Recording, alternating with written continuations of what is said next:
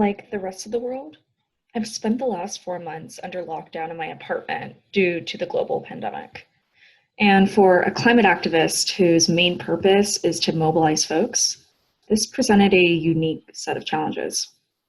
You might even go so far as to say that being physically distant has weakened the momentum behind the climate revolution. I mean, we've all been stuck inside, right? There haven't been any climate marches for my friends and I to rally at, no global climate conferences to convene at, and not even organized beach cleanups to attend. But despite all of this, I've been more engaged than ever. My activism has gone virtual. This isn't your typical TED Talk on climate change. I'm not here to tell you about dwindling natural habitats or how poor air quality is leading to a public health crisis. You all already know that. Today, I'd like to talk to you instead about how people are taking climate action using their smartphones. Here's some food for thought. Social media usage in particular has shot up significantly since the start of the pandemic. Twitter reported that their platform usage grew 23% over this year alone. So, what does this mean for you and me? Well, companies and leaders are increasingly aware of what users have to say online. They track our interests, our top posts, and our trending hashtags. And while this all sounds surface level, just look at the power a hashtag had in spreading awareness on a recent global event. Last summer, when man-made fires ravaged the Amazon jungle and the Brazilian government chose to turn a blind eye, activists took to their platforms.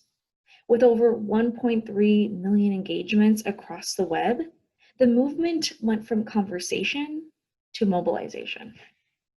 Eventually, mounting international pressure led the Brazilian government to acknowledge the fires and has since stepped up measures against illegal burning and deforestation.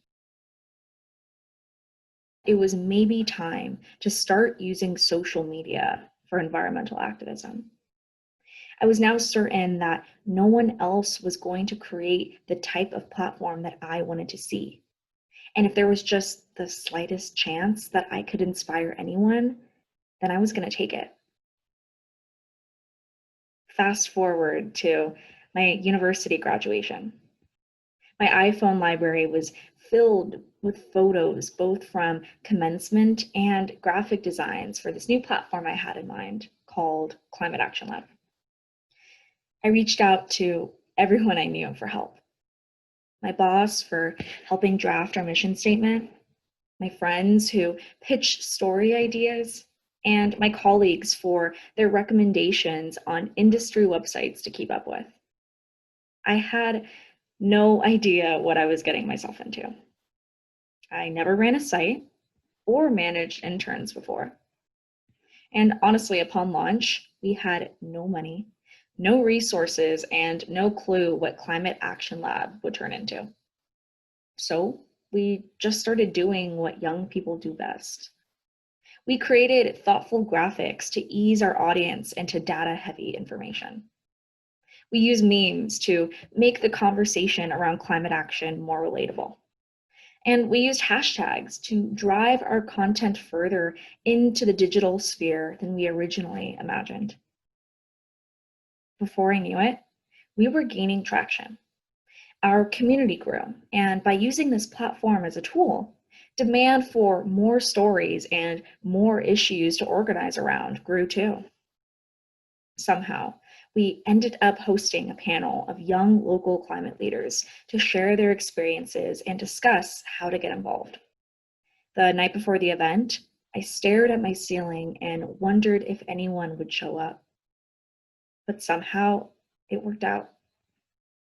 Members of the Climate Action Lab community convened in person and via Instagram Live for an unforgettable evening about how to take action. Every seat was filled. So, you might be asking yourself, what does social media have to do with any of this? How are likes going to stop oil fracking? And who is going to listen to a bunch of angry kids on the internet anyway? Well, the people in power are. Okay, Gia, someone might say, but social media alone is not enough to carry the climate movement. To which I would respond, of course it's not. Let me be clear. While helpful, social media is a supplement, not a substitute for taking action. Instead, I want you to use your accounts as a launch pad to begin your own research. And from there, real change, like the systematic restructuring of our government, can happen. It's an incredibly complex thing after all, but there are some things that everyone can get started with individually. Steps that we each can take to raise awareness and prompt transformation. So, what are the first 4 steps to using your social media for climate action? Let's jump right into it. First, practice self-efficacy.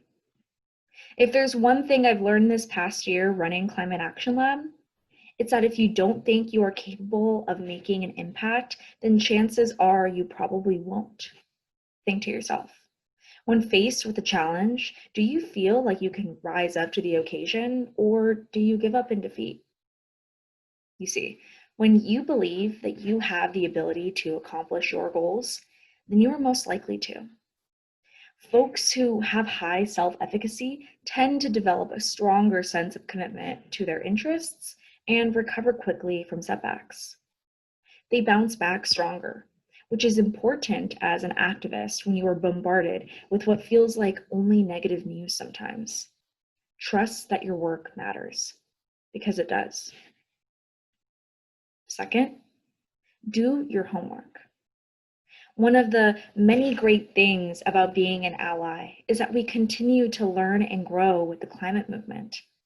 To protect our air, water, and land from pollution, we have to stay up to date with the newest science and solutions. It's the same thing when advocating for social and environmental justice. However, what becomes tricky is identifying what is fact from fiction. The line between journalism and other content has blurred, making it more important than ever for all content creators, regardless of their platform, to verify their facts. So, I implore you, root your posts in credible and verifiable information. Thirdly, make friends with strangers. I personally love this one. I want to challenge you to reach out to users you don't know. The great thing about social media is that it is decentralized in nature and allows for us to make connections with folks from all over the world. This is important because you can network and collaborate with other like-minded activists regardless of your location. Geography is no longer a barrier, and you can amass a community with just a few clicks. So sure, it's great to have one person share a post about, let's say, signing a petition to ban fracking. But having 2, 10, 100, even 1,000 people share that very same post, well, that's a movement, not a moment. There is power in numbers, and allyship is key to getting there. Finally, number 4, and perhaps the most important one, expect to learn and make mistakes. We will all make mistakes.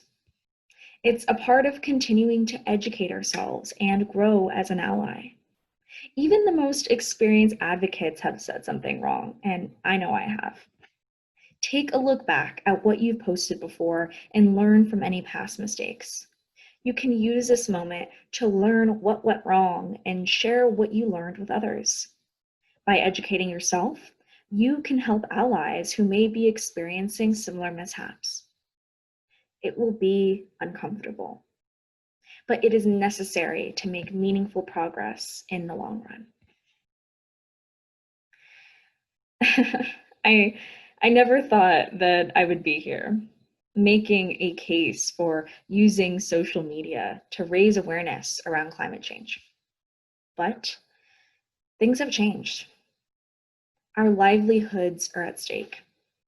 Scientific evidence for warming of our climate system is unequivocal. And as we're bound indoors by the spread of a global pandemic and spending more time connecting online, young people are learning how to become more tactful with their activism. And as we look forward to life after the pandemic and how we show up online, we must ask ourselves this: how are we being intentional with our content?